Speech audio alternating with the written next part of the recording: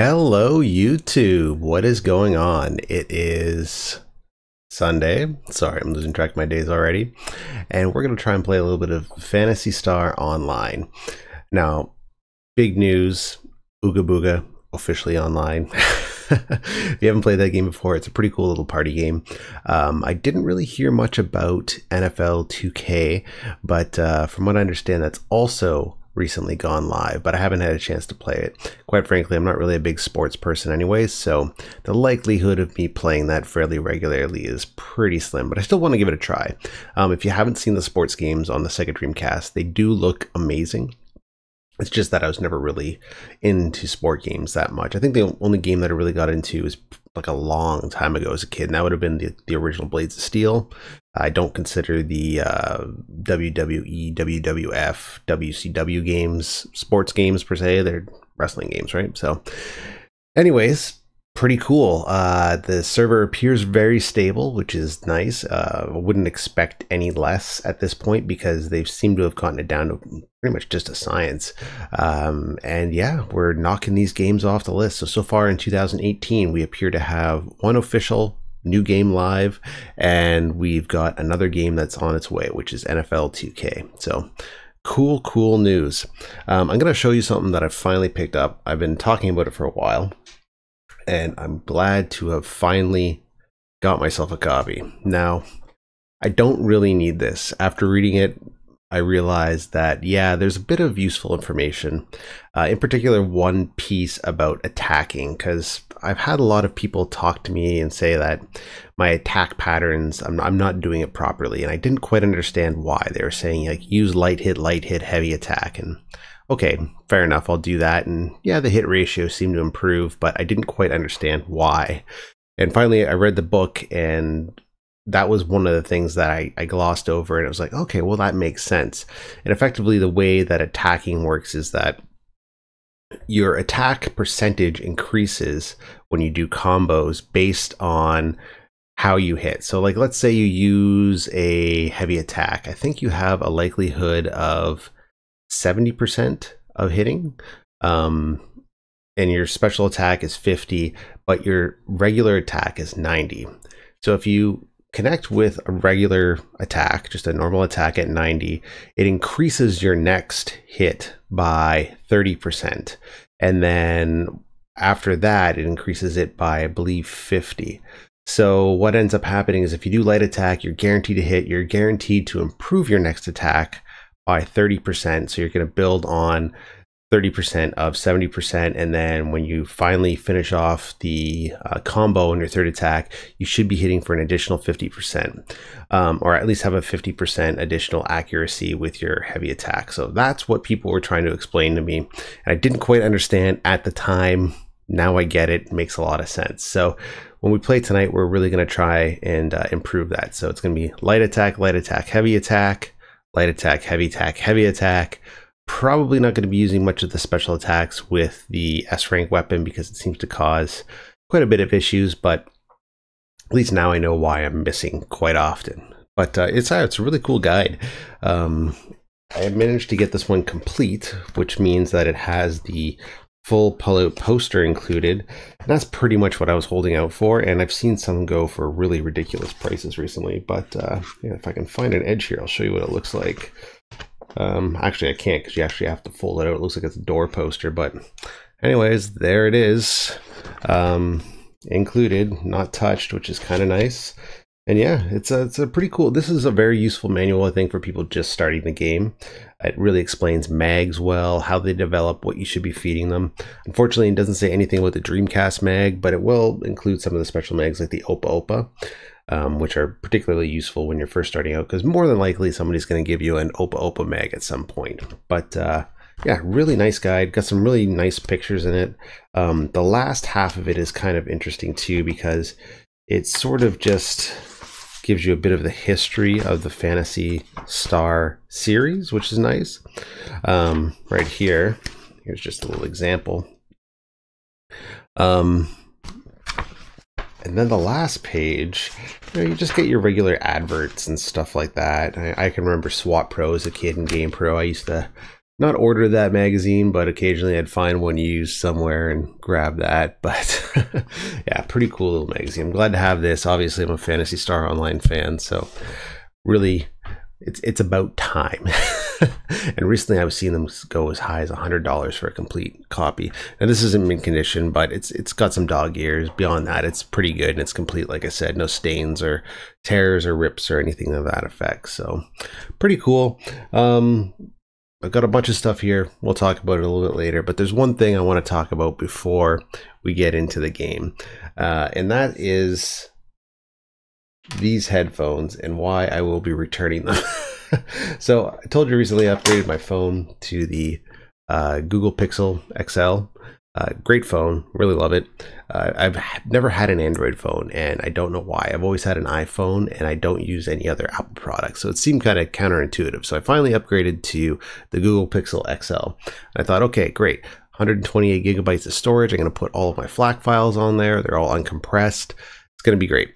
The thing about this is that these phones, you can get adapters to put in the old analog 1/8" jack headphones, which I've always used, but they really want to push people to use Bluetooth headsets. So I was researching them, and I decided, okay, I'm going to go get the best. So I got these. These are the Bose SoundSport right here.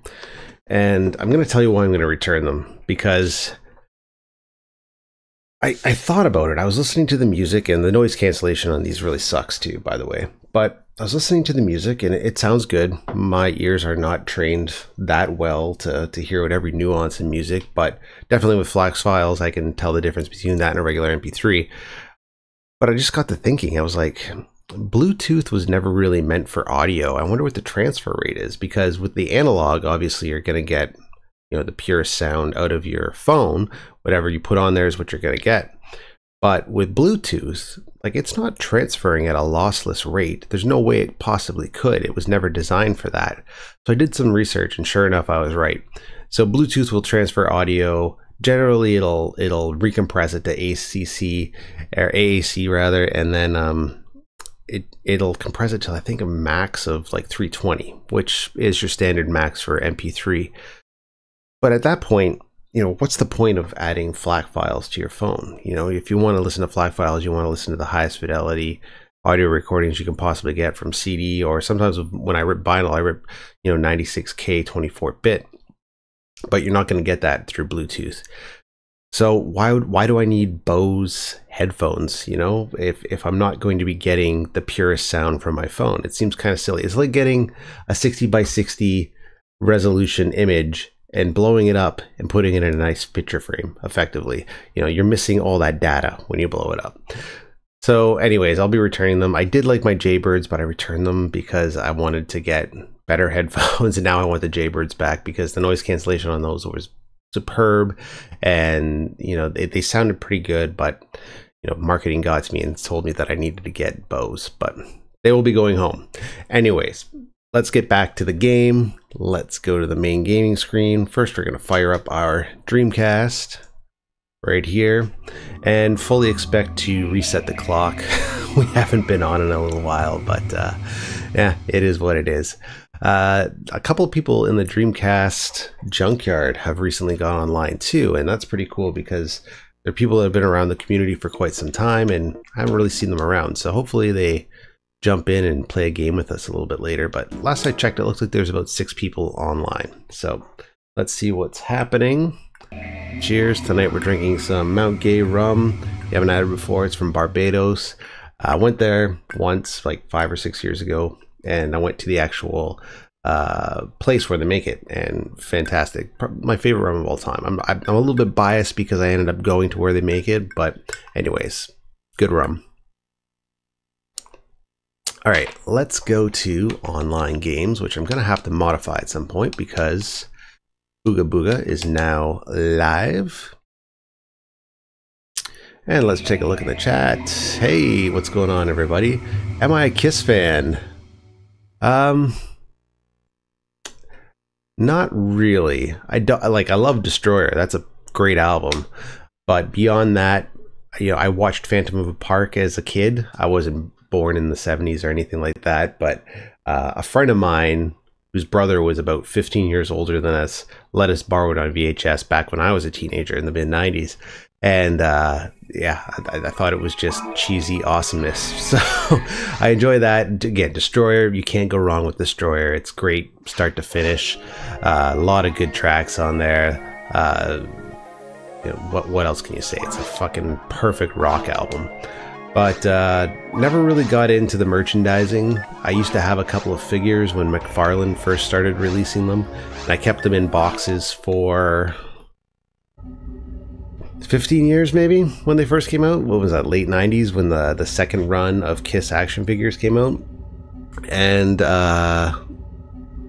I ended up trying to resell them, and I looked online and they didn't go for much more than what I paid for them back in the day. So they didn't increase in value. I assume that it's just because Kiss is one of those bands that's really saturated the market with merchandise, and it's really hard to find stuff that people want. So I traded 2 boxed Kiss action figures. I think I had Paul. No, I didn't have Paul.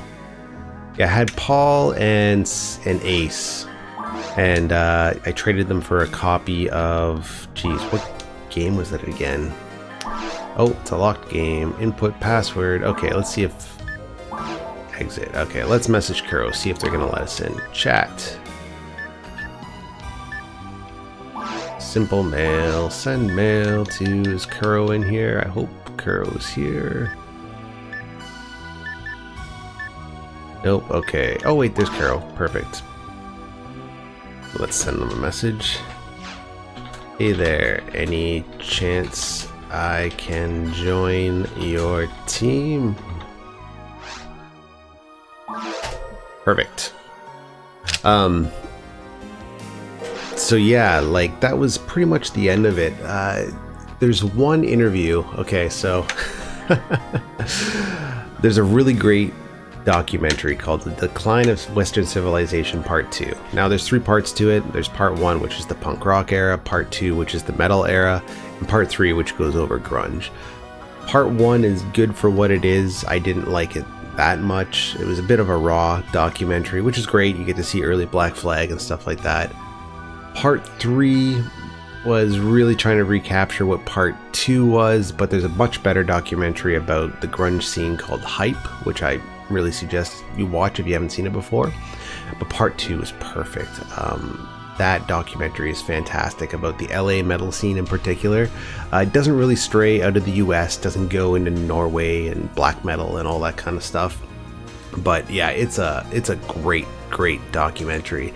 And there's one scene where there's Paul Stanley on a bed and he's got women all around him. It's clearly a stage scene. It makes it look like that's just how he lives his life.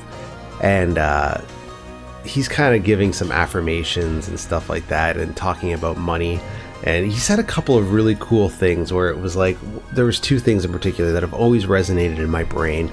And to some effect, I've really always tried to make them, incorporate them into my life. And one of them was like, the only thing money does is give you the freedom not to think about money. And I was like, that makes perfect sense.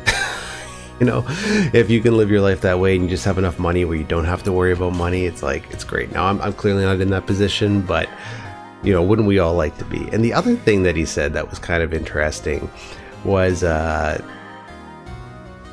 he said something to the effect of like, basically do what you have to do so you can do what you want to do.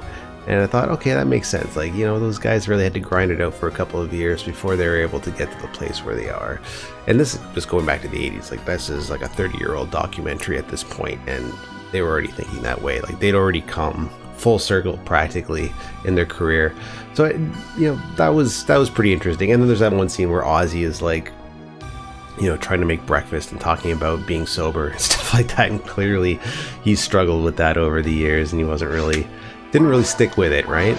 Let's see if they started a team. Okay, so it looks like a couple people jumped in, but I don't have a password. Okay, well, I guess we'll just kind of kick around here and see if Kuro gets back to us, and maybe we'll join a team with this person. Well, let's go to the forest for a while. Join team. No, let's just create team. create team, PSO version 2, UGB, and let's change the difficulty to ultimate and register. Cool. So I appreciate what they are. I've never been a Gene Simmons fan. Now Gene Simmons has done some interesting things in his career too. There is a film that I suggest everybody watch. It's called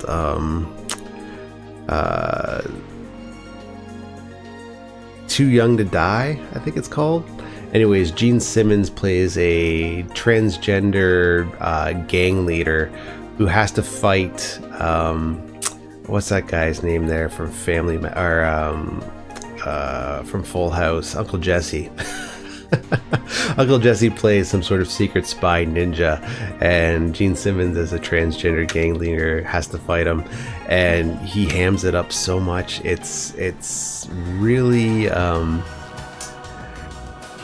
like, I think nowadays if people actually cared about that movie, he'd definitely be thrown under the bus for really kind of portraying the community as very poorly, let's just say that.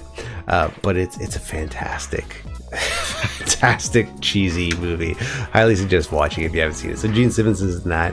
Also, Ozzy and Gene Simmons do cameos in a movie that I like called Trick or Treat. If you haven't seen that, that's a cool movie too.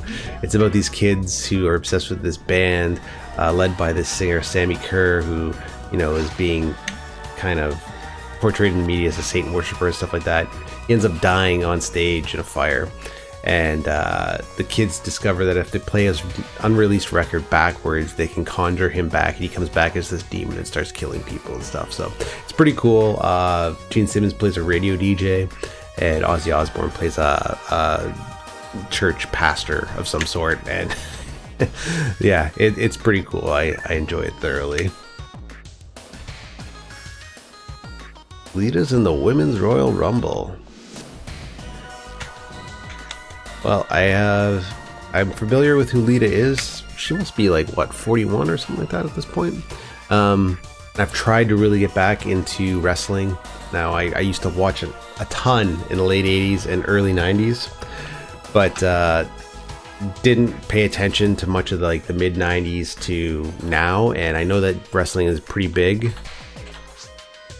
But yeah, I don't know. I think UFC kind of killed it for me, and also I just can't invest in the characters. I can't suspend disbelief enough. Oh, hey, thanks. Oh, hey, thanks. Feel like hitting up the forest for a bit. I'm popular.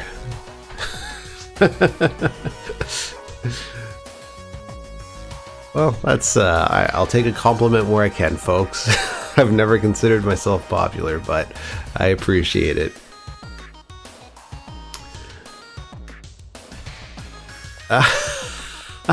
Oh man, so sorry to hear that you've been in the hospital for a couple of months. I hope you're all right.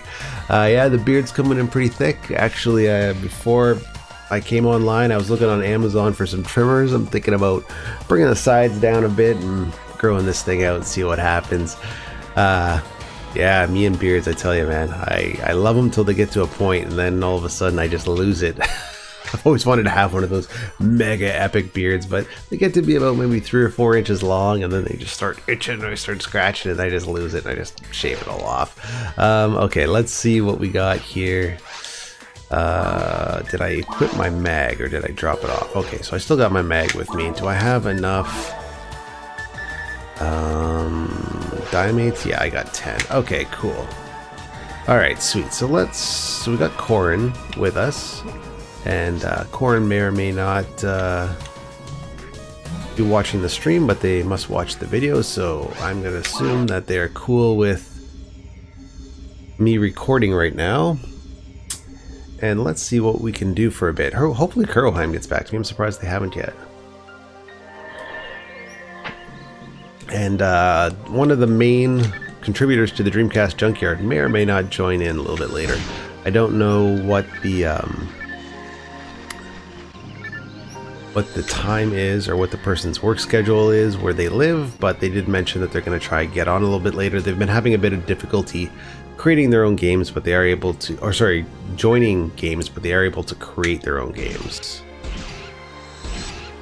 Alright, sweet. So far this attack strategy is working rather well. Boom, boom, boom. Boom, boom. And for fun, let's... Oh, shoot. I just gave the guy 500 hit points. Boom, boom, boom. I guess we're back to square one. Awesome.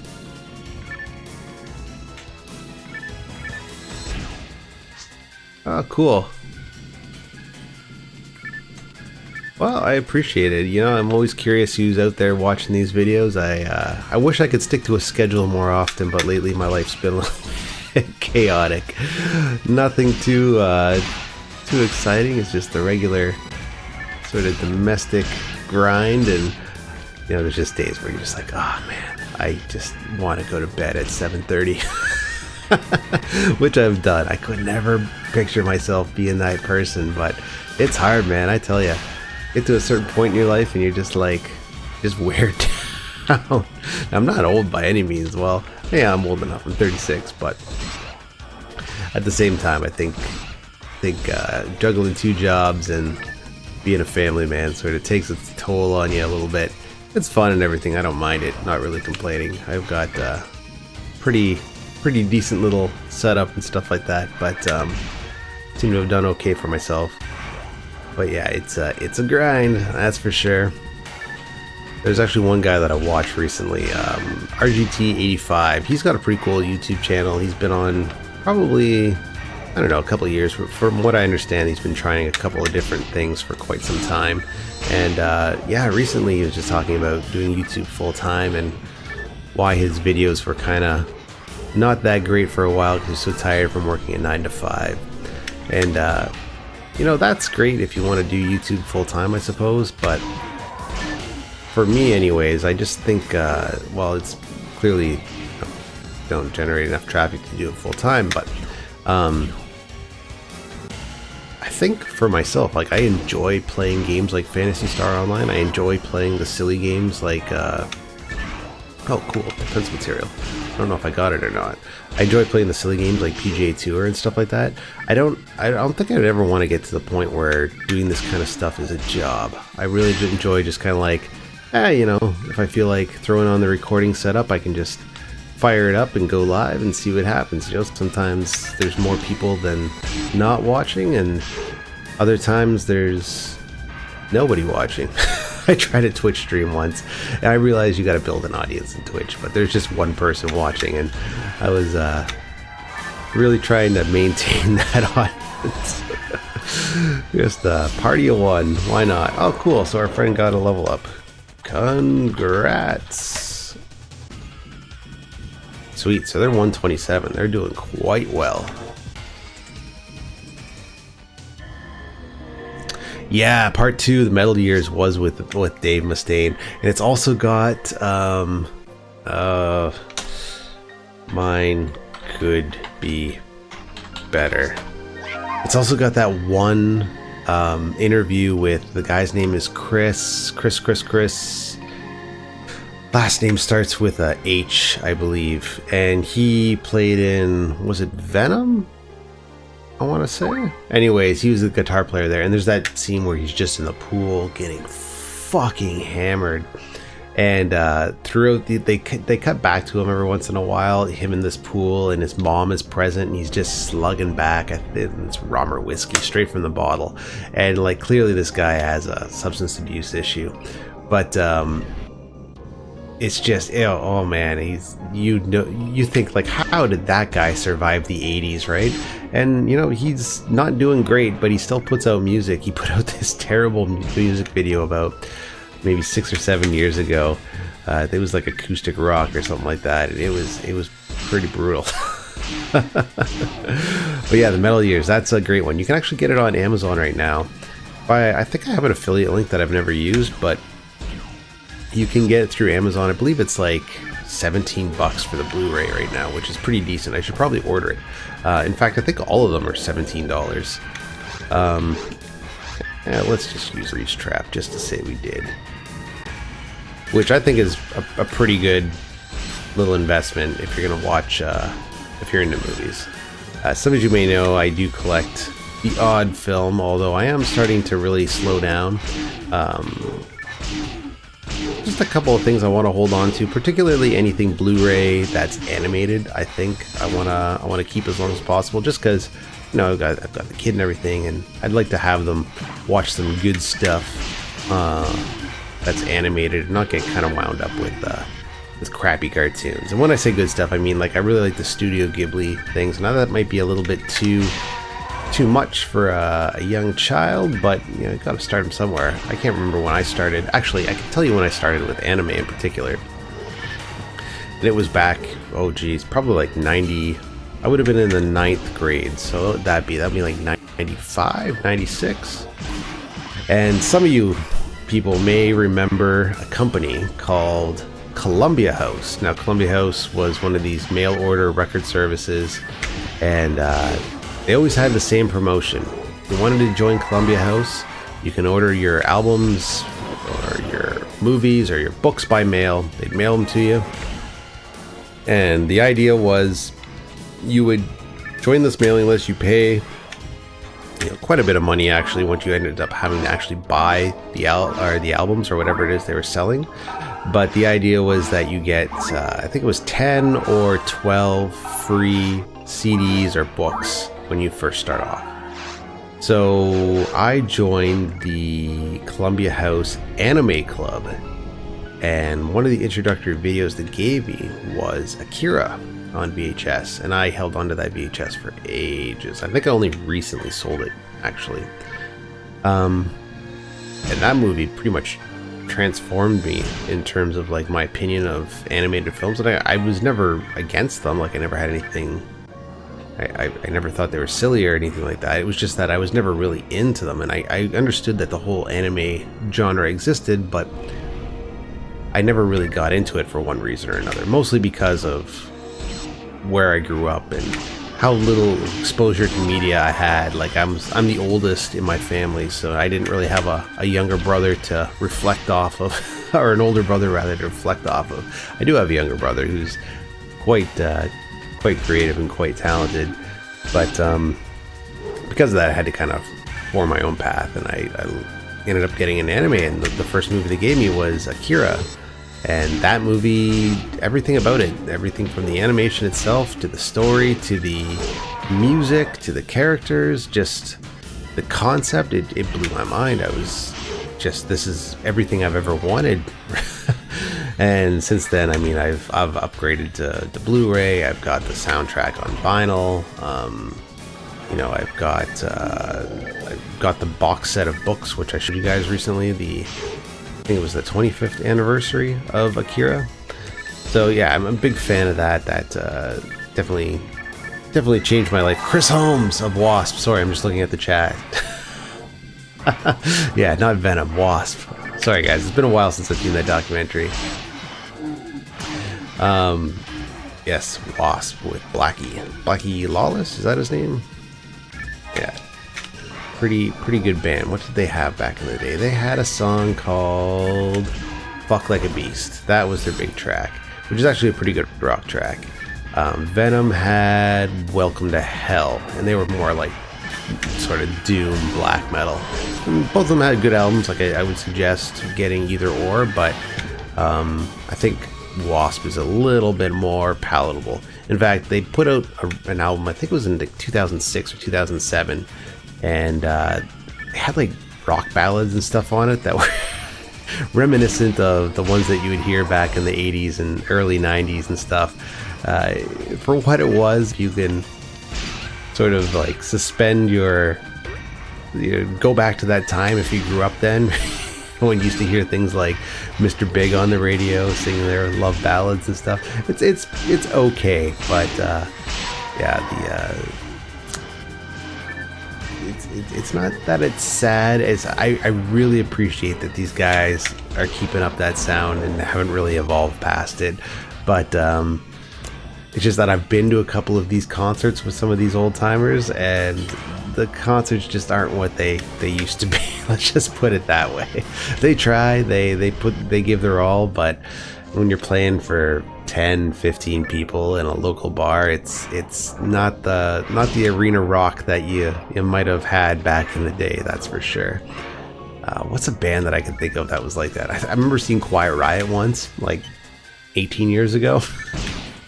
Well past their prime, and it was a fun show, don't get me wrong, but when you're playing for like 100 people, it's not the same. It's not the same as 1981 Quiet Riot, that's for sure. Alright, let's see what else is going on in the chat.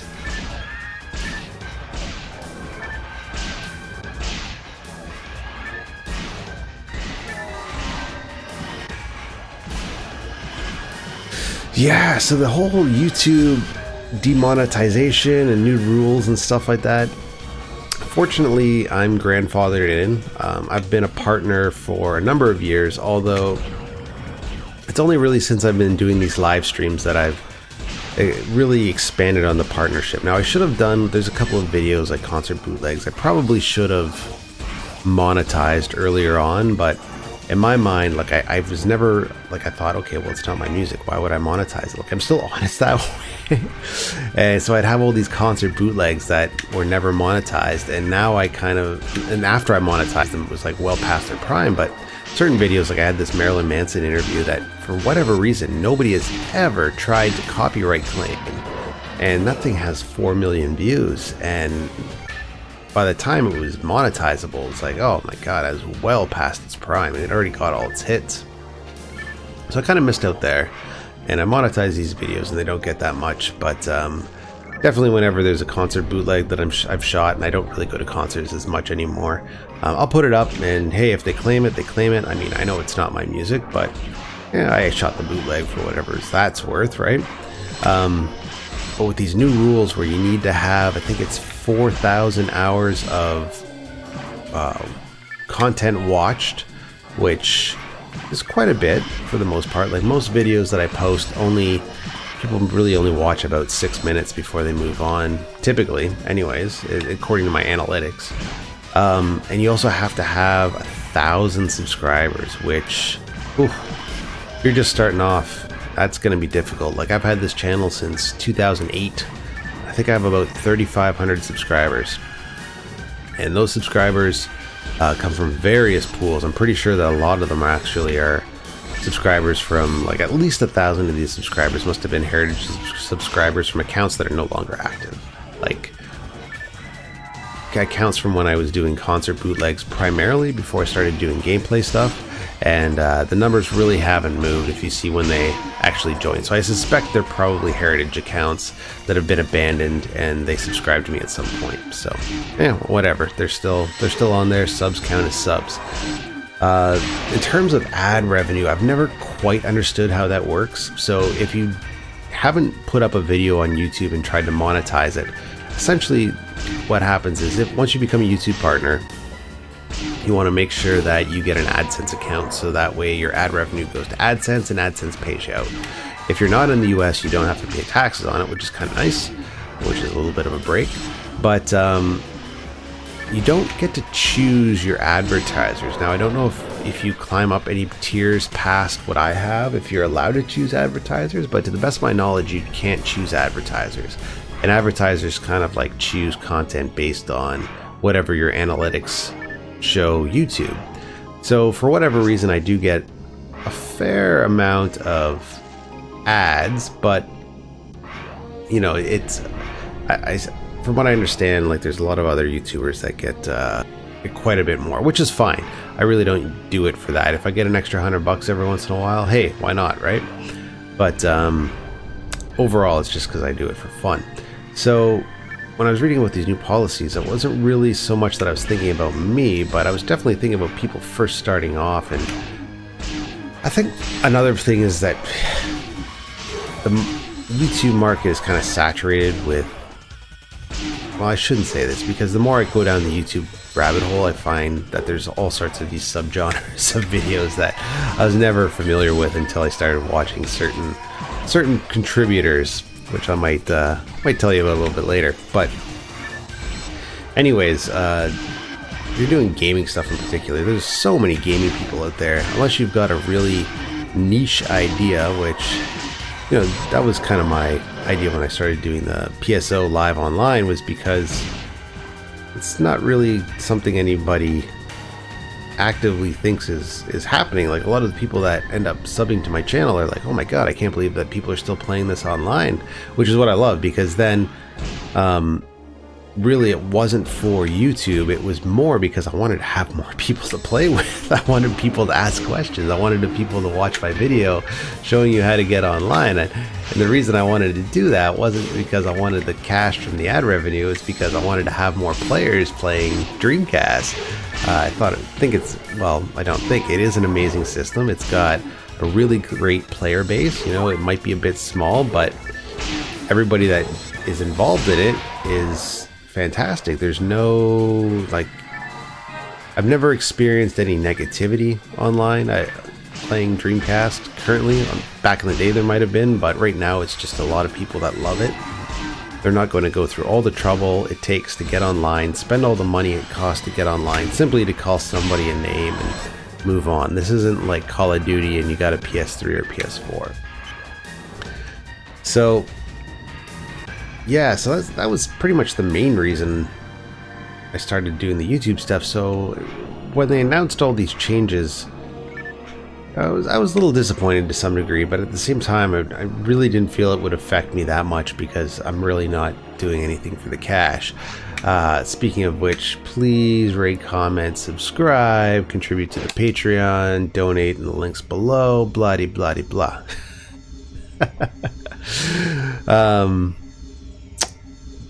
But from what I understand, the people that have made a lifestyle of it are hurting a little bit. And when I say hurting, it's really hard to say. Like, I've seen some channels where they show their analytics and what their ad revenue is, and they're making insane amounts of money for the content they put out. Now, I've never watched these Paul brothers, but and I won't really. They just don't really have anything interesting to offer me. But from what I understand, like, they make millions and millions of dollars just off of YouTube, which is insane. And you know, we all know kind of the heavy hitters in the gaming industry and how much they make. But to get that kind of money, you've got to really generate a lot of views and content.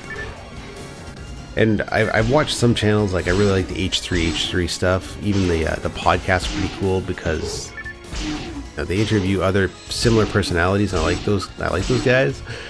But the podcast is a bit cooler because it's more long form and it's not really edited. Their videos are highly edited, which is fine. They're pretty effective, and they've had some pretty funny ones up lately. Like that last one about BitConnect. Oh, that's a good one. I suggest, if you haven't seen it before, watch the H3 videos on BitConnect. You will laugh if you have a sense of humor. But yeah, they were talking about getting hit and with the strikes and things. Now, that is the one thing I have noticed, is that the bots have been demonetizing a lot of videos because they say that they're not viewer friendly, which I don't quite understand, because primarily the videos that I post are pretty tame for the most part, but for whatever reason they figure they're not viewer friendly. And then you have to submit a claim that where somebody, I guess, physically reviews your channel or reviews your video, I should say, and then if you win, if they decide that the video is monetizable, they'll reinstate it. Now, you don't lose any money, especially for people like you know, you get your primary views within the first couple of days, then after that it kind of peters out. So for the people that rely on that, I can see how that could be a bit of a pain in the ass, but you know, at least they're giving you the option to review it. If they do deem it to be monetizable and advertiser friendly, they will give you whatever you're owed. But I see some of these analytics and paychecks and stuff like that people are bringing in. Like, there's some people that bring in like just low level, like 100,000 subscribers and stuff like that. They're bringing in like $60,000 a month checks for their YouTube comment. And like, let's face it, their YouTube content just isn't that great. I gotta be honest, but I mean, hey, why not do it if you can do it? Alright, let's bring the twins in! So that was the other thing I was doing with this book, was I was reviewing what the different photon blasts do and which ones would be useful to my character. And to be quite honest, there's not a whole lot that are. Okay, let's let everybody know. Drop in a pipe. Okay, let's drop a pipe for our folks here. Item. Boom. Okay, cool. Sweet, so we got Kuroheim in, we've got Silas in. And did we bring them back? We did. Okay, score.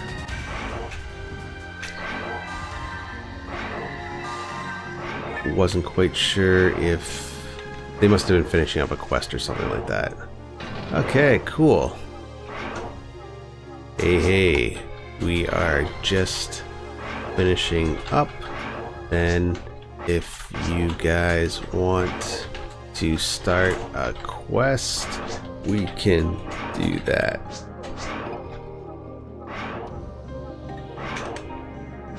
Alright, sweet. Cool. So this will be a good team. I was actually getting worried the closer we were getting to the dragon whether or not I was actually, like, our currently two-person team was going to be able to beat them, but yeah, it looks like we'll do okay. Alright, what else is going on in the chat?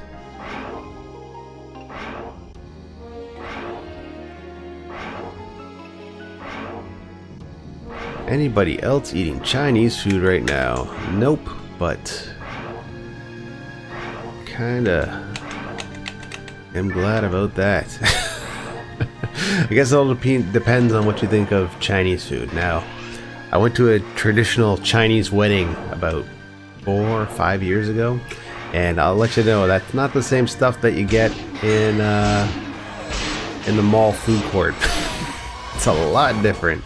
It's delicious, but it is very, very different. I don't even remember what a lot of the things were, but yeah, it was interesting stuff. So yeah, I guess kind of branching off from that whole YouTube conversation, the other part is Twitch allegedly is going to be starting their own. They do the streaming service, but I guess they're going to start allowing you to upload user content and it, more or less, from what I understand, sort of do the backwards of what YouTube did. You know, they did with uploading content and then decided to do live streaming. They're going to do live streaming and then allow you to upload content, which is great. It'd be great to see a decent competitor with YouTube and allow the advertisers to realize once they see that the content is out there that there's a market for the people that are maybe being a little bit more profane, being a little bit more risque. Definitely not me, but there's definitely people out there doing that.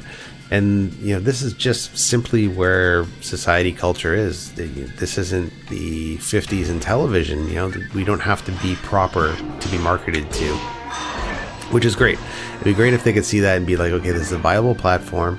It's a little bit more raw, and guess what? Everything's fine. The sky isn't falling. We don't have to worry about censoring our people that are making our user content. We can just let it evolve the way it evolves, but it's hard to shake that. It doesn't matter where you are. A lot of these advertisers, they suffer that sort of, like, I don't know, they just got that old school mentality, right? And they can't quite shake it. They got the even though they might not admit it, there seems to be those, like, hardcore Christian values when it comes to marketing to people, and they don't want to have anything that seems a little bit, they don't want to see their products in front of anything that might seem a little bit edgy, whatever that is. So with Twitch doing it, obviously if you've watched a Twitch stream, you know that people kind of let loose on there, and Twitch generates quite a bit of money. People generate quite a bit of money on Twitch, and I'm actually shocked because with Twitch, if you haven't seen it before, and I'm sure most people have, you can't really do what I do, where I just kind of pop in every once in a while, and if people are around, great, that's awesome. sometimes people aren't around, and then they watch the videos after the fact and say, I wish I would have seen it, too bad I missed it. But Twitch relies primarily on scheduling. It's basically television to some extent. And because of that, you've really got to commit to a schedule. And that is quite difficult for most people, nearly impossible for me. But, you know, people do it, and people watch it, and if you sub to somebody's channel, it's like $4.95 or something like that effect, $4.99. I'm not sure how much the users get of that, but decent amount of money if you've got quite a bit of people subscribed to your channel. But once you subscribe to the channel, once you create a channel and people subscribe to it, you better follow through with submitting content, or else you're going to suffer the consequences. You generally only get one chance at this kind of stuff. So commit, deliver what you're going to deliver, and if you can't, you better come up with some good excuses why you're not doing what you're supposed to be doing. Like I said, I've tried Twitch once. There was one person interested in watching at the time. I was under the impression that it would save the stream because of my settings, but no, it's just gone in the ether. So I do have the channel. I'm thinking about using it again, but yeah, it wasn't exactly what I thought it was. I don't know what I was thinking, but it wasn't quite what I thought it was. It doesn't seem like something I would be able to commit to. That's one thing I know for sure. Okay, let's knock these guys out. Bang, bang, bang. Cool. Oh, wow. Even Curlheim's taking quite the hit. These enemies must be enhanced to some degree. Alright, let's see if we can tag them, so at least we get the XP. Maybe we'll actually get a level up in this game. That would be quite fantastic. No, we're not doing too bad. You know, we're 113, but this player, I was doing some more research on this character type and what I should have been doing. And even though I'm doing the right things now, before, when I was building this character, I definitely wasn't doing the right things. So, here's to moving forward.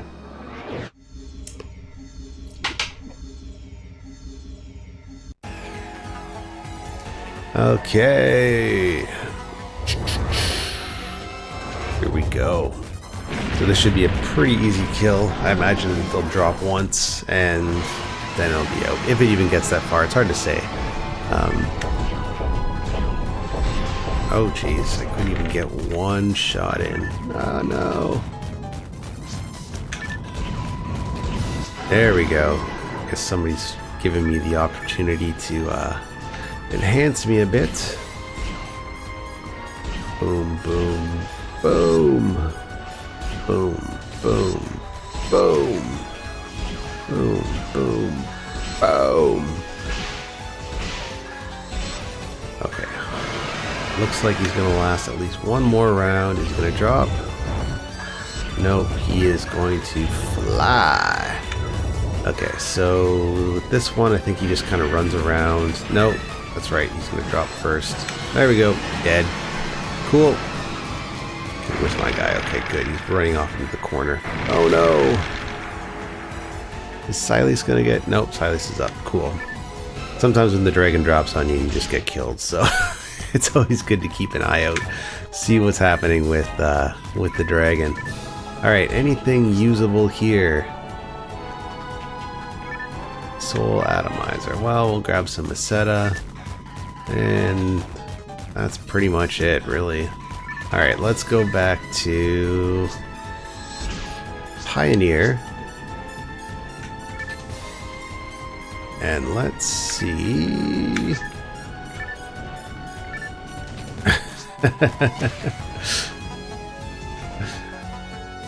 Okay, let's go back to Pioneer and let's see about starting ourselves up a quest. We'll unload any of the garbage that we collected that we weren't aware of. I don't think we really got that much. We're going to use a couple of those items that we collected too. I think we got some defense material. We might have got something else. So let's do that while we're reconfiguring. And maybe what we'll do is we'll go to the guild counter and we'll just put a shout out and see what people want to play. And hopefully we can just do a quest. Now I don't have anything to bring to the Techer. Sell. What do I got? Okay, this can go for sure. This can go for sure. And we'll get rid of that. And we'll get rid of that. We're gonna keep our scape dolls. And I guess we'll keep our grinders for now. Buy Dimate. Okay, we don't need it. We don't need a mono grinder. Okay, cool. So let's use our defense material. Let's feed our mag. Item. Mag. Dreamcast. Cool. Let's see. I think is it over level 20 or 50? I think it's over level 50. We'll get that extra photon blast. Okay, no biggie. Dun dun dun. Item and defense material.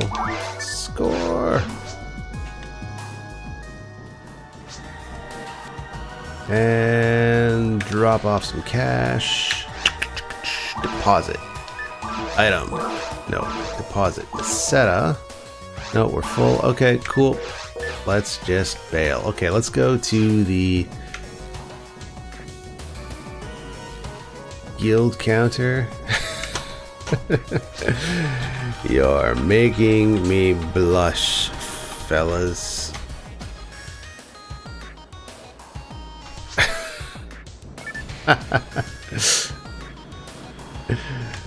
Well, I'm glad I could help some people get online. That's always great to hear. Alright. Bang, there we go. Okay, so what we're gonna do. Okay, I'll be at the guild counter. Let's start a quest when we're all sorted. Perfect. Okay, in the interim, let's go to our little screen here, and I just want to show you guys a couple other things. So, I told you I recently did some upgrading. I am. And one of the other things I finally decided to do is I got the Google Pixel and I was like, let's go full out and let's get Google Home. And I gotta admit, this little toy is a lot of fun. It's a really good speaker. I'm shocked. You just yell at it and you're like, okay Google, play whatever. And oh, sorry, my phone's activating now. And yeah, it's fantastic. You can set all your appointments with the personal experience or assistant and all that kind of stuff.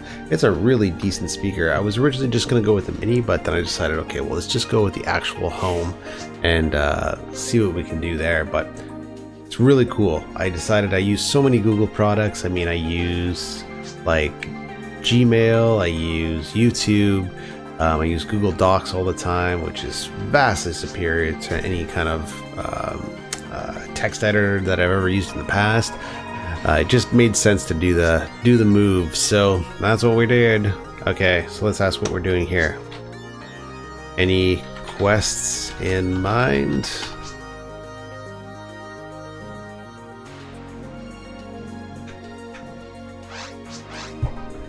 Cool, let's get... Cool, I'm down. Everyone else? Alright, so it looks like we're going to do Endless Nightmare 4. Let's see if everybody is agreeable.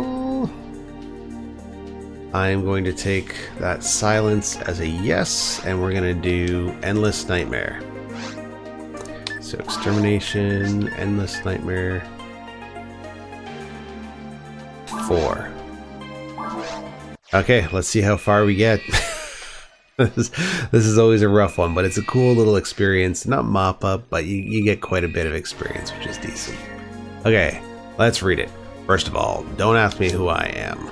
I only want you hunters to accomplish this particular quest. Now, I'll explain what I want you to do today. Go down to the specific area in the ruins, eliminate the monsters until no more appear. There will be almost an endless stream of monsters, so be careful.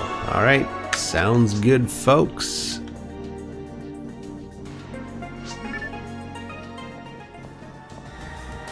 Okay.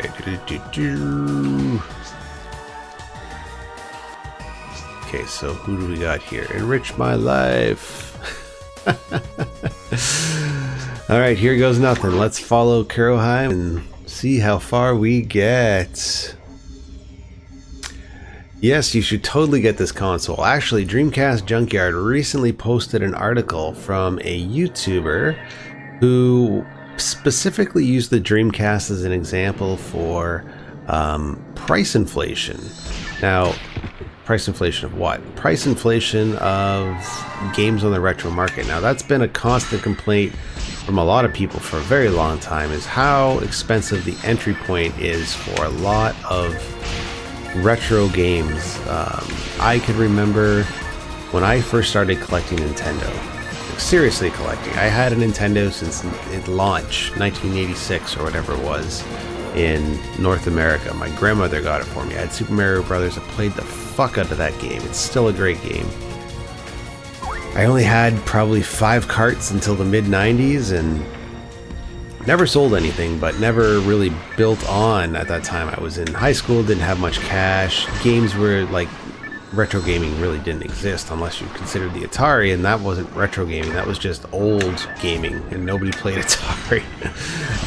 You know, by the time I was in high school, everybody was into N64, and I did not like the N64. So I ended up getting a lot of my games, like a huge portion of my games. I've probably mentioned this ad nauseum, but I'll say it again. When I was in college, back in 1999-2000, I had OSAP, and I never really had money before, and all of a sudden I had this huge loan and all this disposable income. And the idea was you're supposed to spend it on rent and food, and I could not justify spending that much money on food. I was so cheap back then. Now I'm a little bit more picky, but I still won't turn down a 50% off at the grocery store if everything's looking good. But anyway, I used to go to hawk shops a lot. I was going to hawk shops even before that. My father introduced me to those. I got a lot of my first guitars at pawn shops. Half decent guitars for the time. I got a few really good guitar pedals at the time at pawn shops. A couple I wish I still had. Oh, come on. So it's just too close or something. The one that I'd really like to get again is the DoD Classic Fuzz pedal. I love that pedal, and I think I traded something ridiculous like 50 CDs or something at the time. And keep in mind, CDs actually had value back then. You could still sell a CD legitimately back in the mid-90s used for like $8. Didn't really matter condition, and you'd be lucky to get it because CDs were very expensive. Not like it is today where basically they're given away, you know. So the same thing was kind of going on in the late 90s with Nintendo, and I got a lot of Nintendo games back then, a few hundred, a couple of really good expensive titles by now today's standards, but I probably didn't pay more than $1 for any of them. And I really should have gotten more things at, you know, thrift stores like Value Village back in the day, but because it was so overwhelmed with all of these used games, you were allowed to be picky. Like, I would go there and there would be, you know, 50, 60 games on the wall of Super Nintendo, probably consoles I didn't even realize about, you know, like probably Lynx games where I was just like, who plays the fucking Lynx? Why would I get that stuff, right? Atari cards coming out your ears. It was just, everything was everywhere all the time. Probably tons of Dreamcast stuff later on in the mid-2000s that I totally missed up on, but oh well, it's just stuff I really wasn't looking for. So this guy wrote an article just kind of charting what games originally went for, when they sort of dropped off, and when they started to go up in the used market.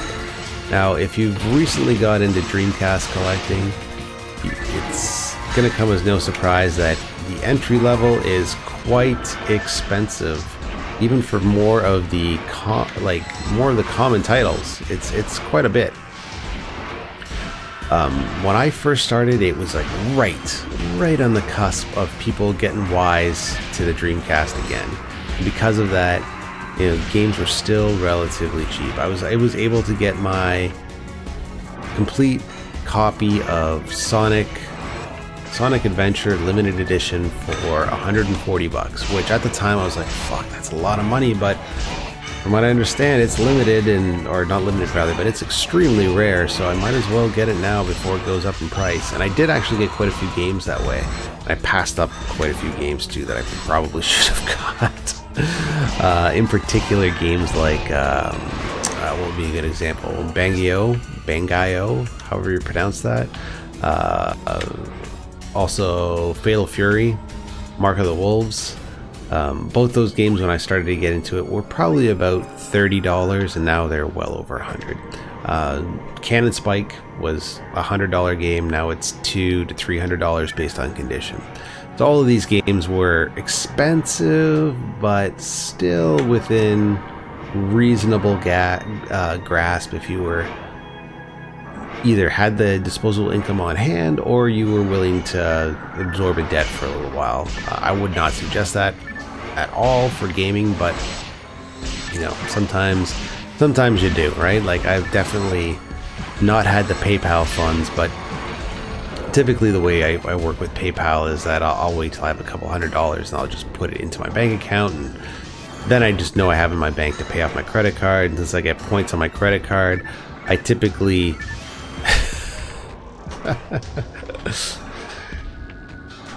Girl, you're so mean. Oh, that was a good one. Yeah, so then I'll just pay it off that way because I get the points on the Visa as opposed to just using PayPal Cash, which I don't typically just use, only because you don't get any added benefit other than just using through PayPal. I'll generally have like at least $100 float on PayPal in the event that I'm doing something that's like small, sort of like small transactions that are going to cost extra money by using Visa. Like, let's say I'm in a Facebook group and there's a draw and it's like $2 to enter. Which I do sometimes. Well, you know, if you use the Visa on that, it's going to cost you a $2 entry fee. Is going to cost you $2.38, or it's free if you have PayPal. So generally, I'll keep a slush fund that way. But okay, I'm digressing again. We were talking about the increase in Dreamcast titles. This article is really fascinating. It's well researched. It explains the trend based on previous market research and current sort of eBay trends and things like that. And yeah, I mean, Dreamcast is kind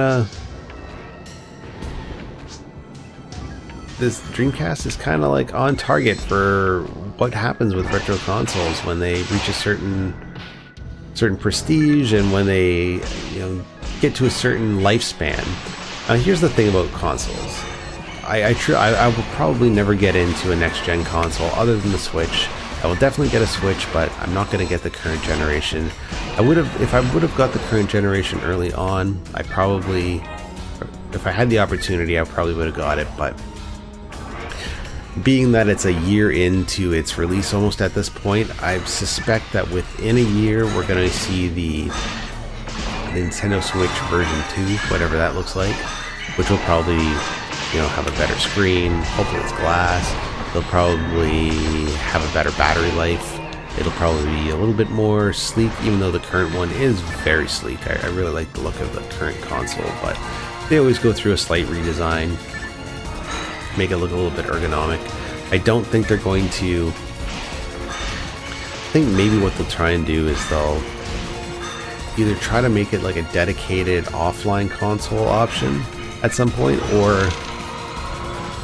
well, that's pretty much like offline, not offline in terms of like internet connectivity, but sorry, remove the docking station option, which will give them, you know, which will increase battery life because they'll probably be able to fit a better battery inside and stuff like that.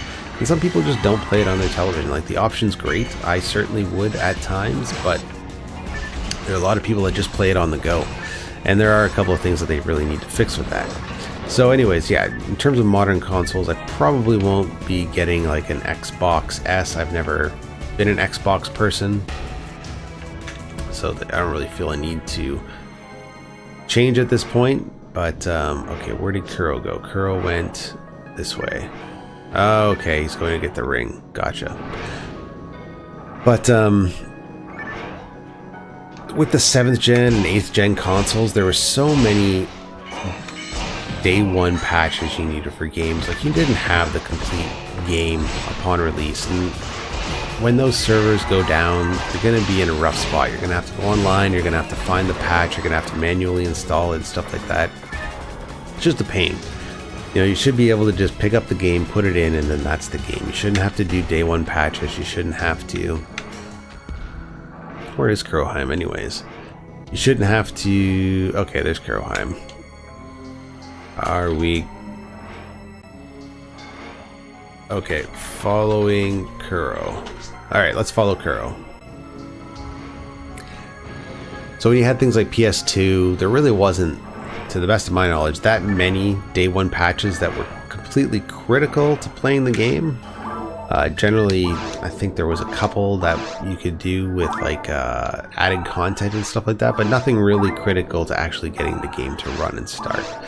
I think my first real experience with that was when I played Gran Turismo 5, and there was a 20 gigabyte day one patch in order to play it, which is just absolutely insane.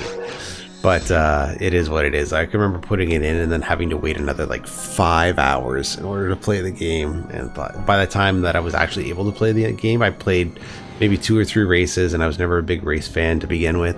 And then I just tapped out. I was like, oh, this game is fucking garbage. Even though it's not, it's a really good racing sim, driving sim, I should say. But it's just never really my thing. So the way I've always kind of looked at it, and this is well before I did any kind of research, is that there's a sweet spot to hit. And that sweet spot is like when consoles become old. And I saw that a while ago. What I mean by that, it's about a 10-year window. So you have a console that, like, let's say it was released in 2006. Actually, let's make it more retro related. 1996. Okay, so what came out in 1996? You had, what, Saturn, I think, but nobody really plays the Saturn. There's a couple people. It's a pretty cool console for what it is. You had the, what, N64 came out in 95, I believe it was, not 96. Come on. So you have that console that comes out. Does fairly well, a lot of people like it. Okay, great. Then it has a lifespan of about, geez, what was it? 4 or 5 years? I think it kind of started to fall apart around 2000, maybe it went to 2001. So you got 2001, they stopped making games. People are still playing it, people still like it, people are selling it. Then it's like between 2001 and 2006, everybody's pretty much forgotten about the N64. They're onto the GameCube. GameCube is well within its lifespan. At this point, the N64 is not really considered a retro console. It's just an old console. Like, the games are cheap, people are unloading it because they want to buy the next gen. But if you were intuitive enough, understand that cycle back in the day, and you picked up N64 games for pennies on the dollar, you were a fan of that system, you would have made a killing, especially by nowadays standards. Like, if you kept that stuff for a profit, which most people didn't, because nobody saw the wave of retro consoles happening. Nobody. Like, maybe there's a few, but to the best of my knowledge, most people just sort of looked at it in retrospect like, oh my god, like, I had all these games and they're worth so much money now. But people just bought it because they wanted to collect for it. If you had the insight to know that this is how things are going to be 5 years from that 10-year point, where all of a sudden everybody wants their old N64 games back and then they're worth a ton of money, you know, you're ahead of the game. Because then if you like to play the system still, you've got all your N64 games, you paid $1, $2 maybe for each of them, and you can still play. If you're online, you can sort of boast about the titles you have. Maybe you have like a Conker's Bad Fur Day, or even some of the more common titles that are still very expensive. Like, I can't believe how expensive games like GoldenEye and even Mario 64, which is a launch title for Christ's sake, are going for nowadays. But, you know, they're quite expensive. And, you know, this article just kind of elaborates on that a little bit and just sort of explains why they're so expensive. And it does make sense. And I've seen those social trends too. You've got like let's say you were 16, let's say you're not younger than that, let's say you were 14 when the N64 came out. Okay, so you're 14 when the N64 came out. You play it, blah blah blah, you have some fun with your friends, collect for a little while, time goes on, you're 20, you go to college, university, you sell all your stuff, you're not really into gaming so much, at least, well nowadays you probably are, but back then maybe you weren't so much into gaming when you went to college and university. You were kind of preoccupied with other things, getting drunk, doing drugs, meeting chicks, stuff like that. Chicks, guys, whatever, both.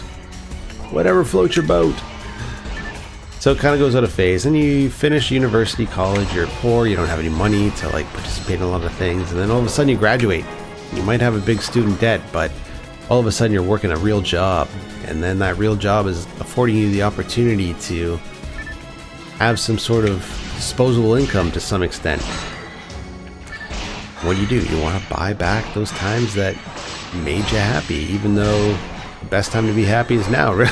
If you're gonna philosophize about it, I mean, the best time is always now. It's never what it used to be, because you can't live that experience. You can think about it, but you can't be present in it. So best time is always now, folks. Just remember that. And yeah, so you end up buying the stuff, but then there's more people that want to buy it, and all of a sudden this stuff that was in finite quantities, because they're not making it anymore, have a demand again.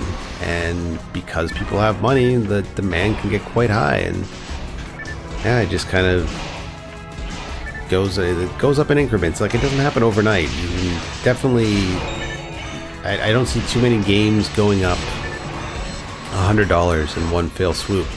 Typically you'll see things go up like $1, $2, $3 at a time, and then before you know it, that $15 game is going to be a $70 game. If you didn't get on it when you were $15, it's just you thought, oh, it's always going to be 15 bucks, and there's always going to be plenty of copies to get it, so I can wait. You know, unfortunately, you're out of luck. Now, that being said, if you're that person that I described and you decided to make money however you make money, you only have one or two games that you're interested in, dump to 70 bucks, who cares? But if you're one of those people that all of a sudden wants to start a complete collection, and you're getting into it right when the market is kind of at its apex, I really don't know what to tell you. It's going to be it's not impossible, but it's definitely not going to be cheap. You might get some lucky breaks here and there, but overall, you're going to be paying through the nose. Which is another reason why I kind of gave up on Nintendo collecting, because even though I love the system, I've had all the games that I like to play for decades. And I just started picking up loose games here and there, and there's a couple of games that are still fun, but I don't quite have. But overall, I have every single game I've ever wanted to play. I have every single game that I still currently do play. I also have a flash cart, which makes life easy. And occasionally, if I do see the odd game at a thrift store that I don't own for a couple of bucks, I will pick it up just to fill in some holes, but I'm not going out of my way to collect this stuff anymore. I gave up on it. It's far too expensive, and even that has gone on the decline, because there were a lot of people that got in back in the mid-2000s when retro collecting sort of got its second wind. I shouldn't say second wind. When it initially sort of got its name, I suppose, and that was through obviously like AVGN and stuff like that. But now, you know, you're a bit older, you got family, you got bills, maybe you're looking at all these collections and you just want your shelf space back, you feel overwhelmed by it all and you just want to unload it. But then the risk is, you know, what happens when everybody wants to unload, which is kind of why I feel like things like cryptocurrency are really doomed to fail, because you've got a lot of speculators on right now, and those speculators are going to jump ship as soon as things start going sour, and they're going to try and sell, and then the question is, who is buying? You know, what's a Bitcoin worth now? I can't remember how many tens of thousands of dollars that's worth, but they predict it's going to be worth over $1 million soon. So you've got all of these speculators jumping in, creating these huge mining rigs, trying to get as much Bitcoin as possible. And really, like, when you start building these enormous rigs that are very expensive, because the video card market has just been completely it's been completely overtaken by these new data mining rigs, and it's impossible to get a decent price graphic card. I just wanted one just for gaming recently, and I just realized I can't get one for a reasonable price anymore. I'm not going to be spending over $1,000 for a graphics card. So you got these people that buy these. Oh shoot, I'm confused now. Damn it. Let's see if we can freeze these guys. Alright, cool. Ah, for fuck's sakes. So yeah, you got these people that are going to be jumping in, and they're going to sort of smell that things aren't going the way they thought they would. You're spending thousands of dollars on these graphic cards, and then what ends up happening is you're mining, and does like the mining actually compensate for how much you're spending on hydro, or electricity rather, how much you're spending on the actual rig itself? You know, if you're spending $2 to mine 5 cents, it's a losing battle. You're never going to be able to get out of that. But I think some people figure that the only way out is through, and they build these. They get this enormous system going, and at some point they're just going to want to unload. Which is also why I was telling a couple of friends recently, if you're pissed off about graphics cards being so expensive, give it a year, and you're going to be seeing the used market on last year's graphic card.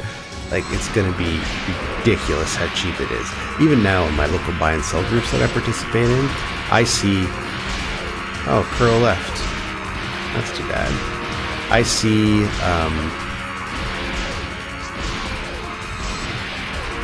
Oh, that's too bad.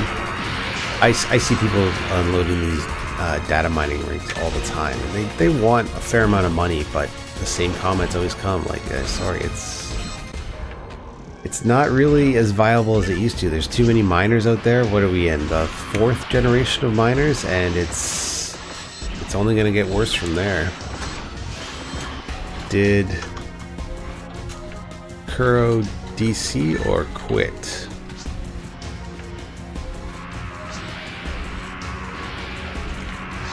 Okay, let's see if we can use some damage traps. Oh, fuck. Without Kuro, it's gonna be hard. Maybe not that hard. Let's see if we can make life a bit easier for our friends here. Oh, no, no, no, no. And freeze these guys up a bit. Okay, sweet. Well, we did our part, folks.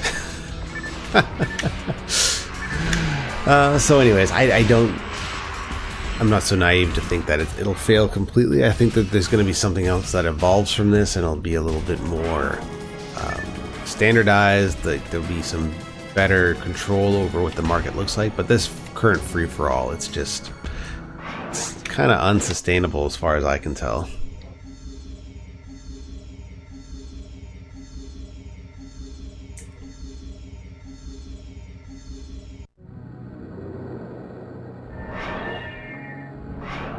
Sorry, just looking over the chat.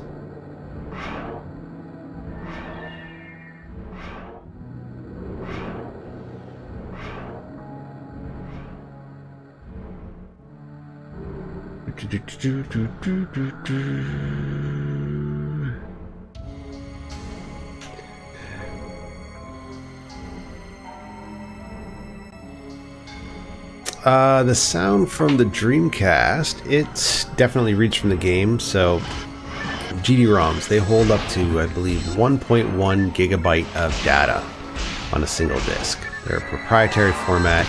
I don't know if they were created by Sega, but Sega definitely decided to utilize them, which is why when you play, people will download ISO files, CDI files of games. They'll play them and they'll be like, well, how come the resolution looks like crap? How come there's sound files missing?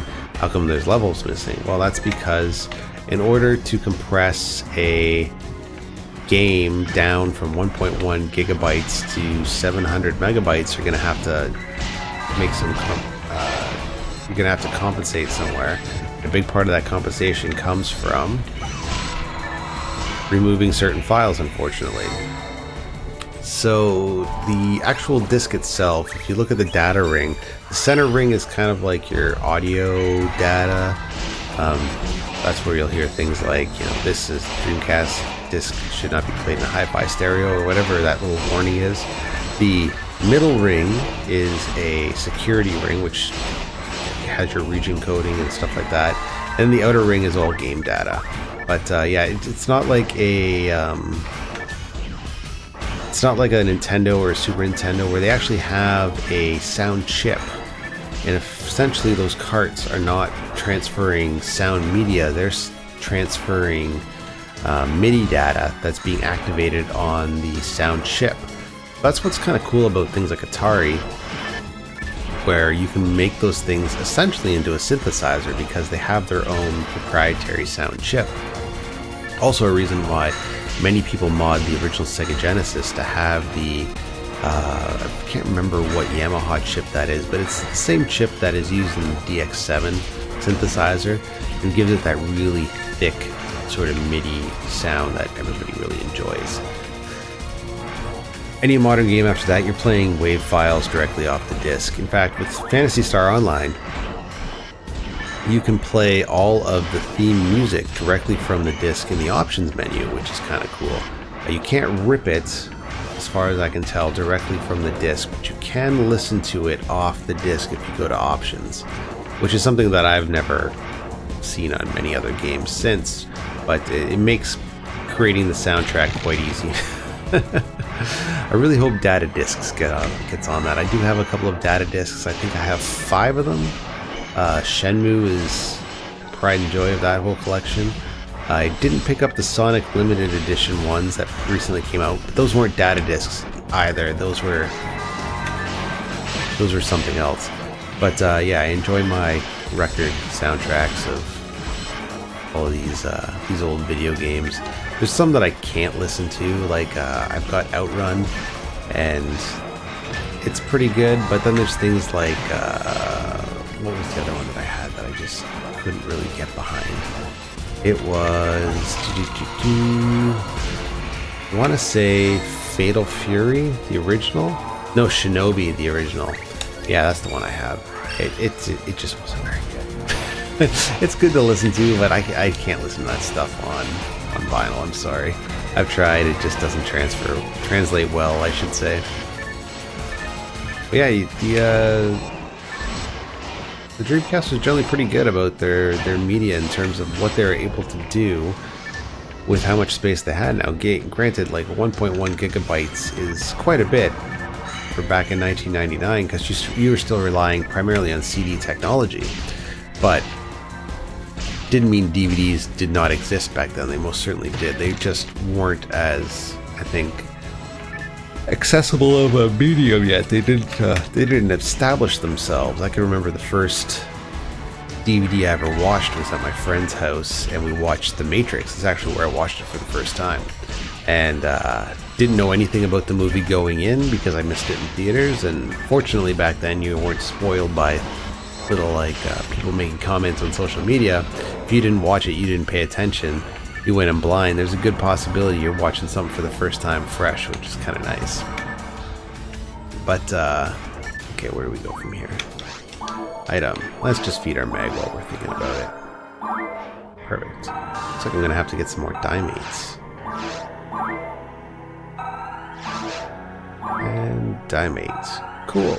And let's use, I think we had some, okay, let's use our defense, HP, evade, anything else in there that we can use? Not really. Okay, cool.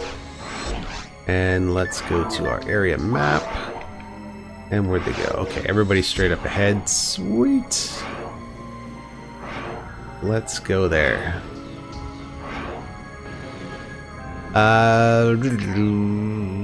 Sorry guys, I lost my train of thought there, my ramblings. But anyways,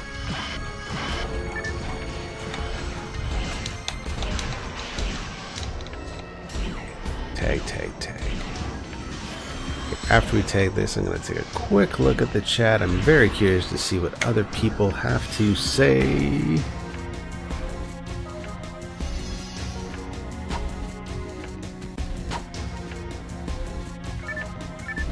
The one thing about the Nintendo Wii that I am curious about is the emulation on it. From what I understand, it is a fantastic game emulator. You get it hacked, however you end up doing that, and apparently you can play basically any console fairly well. So, and it is backwards compatible with the GameCube, which kind of makes me regret selling the GameCube titles I had. My thing was just like I didn't want to have another console in my collection. I didn't want to start collecting game cartridges or discs for another collection. That's actually why I recently sold my TurboGrafx 16. But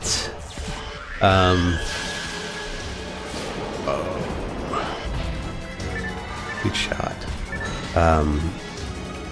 But I did have quite a few GameCube games that I really should have at least experienced before I sold them. And you know, I just got them, and some of them were very expensive titles that I paid pennies for, and I just put them towards other things. And it's not that I regret it, because I was never particularly into the system to begin with, but it is one of those things where I just wish I would have had the experience. How's that saying go? Some things are worth having, but not everything's worth keeping. So it would have been nice to just at least kind of pick it up and play with it and just be like, okay, this is what this game was. Moving on. But beyond that, that's pretty much the only reason I really want a Wii. I'm not sure if the Wii U offers the same sort of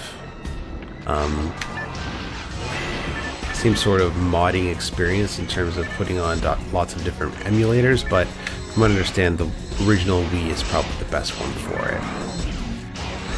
Okay, so there is a real possibility we might actually be able to finish off this endless experience if we play smart. Now, I don't think we can go back to town in endless, if I remember correctly. We're sort of limited to playing through and collecting whatever loot we can get along the way. That being said, we do not seem to be in short supply, so let's just keep going and see what we can do.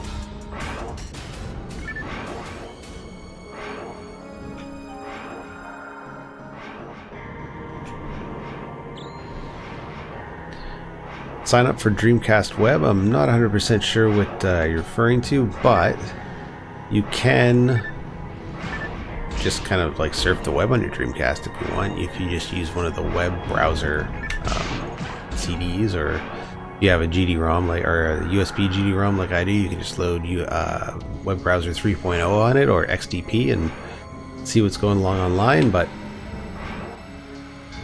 yeah, you don't necessarily need to sign up. The one thing you might want to sign up for is if you do go the DreamPi route, create an account on Dreamcast Now so other people can see you online playing. That'll definitely good in terms of being able to find other players, have other players become more familiar with who you are, and also, you know, other people see I'll stay here. If other people see you online, then they're more inclined to join as well. So there's that advantage also.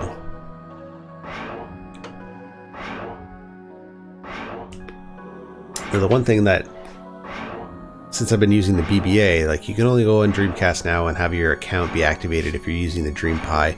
Fortunately, if you're using a BBA like I'm using currently, it won't recognize your DreamPi as the source, and it won't show you on Dreamcast Now, which kind of sucks, but you know, it is what it is. So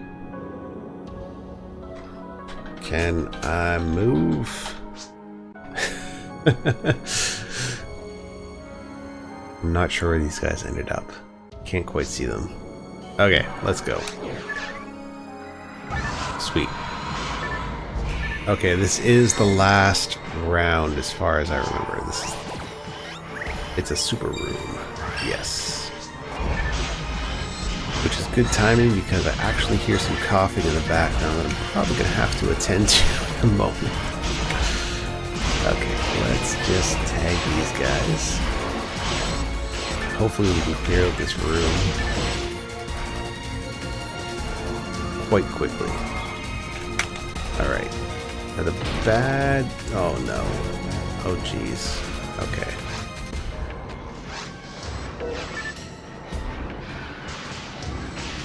Alright, so I am going to have to quickly pause.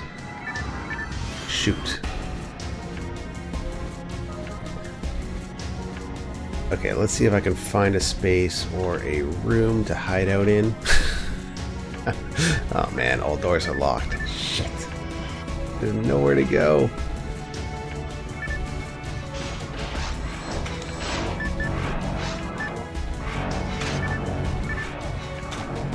Damn, I'm going to have to bail. I have some crying in the back room. Alright guys, unfortunately I'm going to have to call this stream short. I've got to attend to some family duties. Shit, we're so close. But unfortunately there's nothing I can really do about that. So let's just quit the game. Sorry about that guys. Weren't able to complete the quest, but you can probably hear some things going on in the back room, which I'll attend to. Alright, well while that's kind of figuring itself out, let me just show you a couple of... I'll show you those guys another time. Alright guys, thanks for watching. Sorry it was cut short. Again, just really appreciate everybody watching and everybody that's left comments and puts comments on the videos and private messages. It's why I do these things. In the meantime, everybody take care, and I will see you another time. Peace.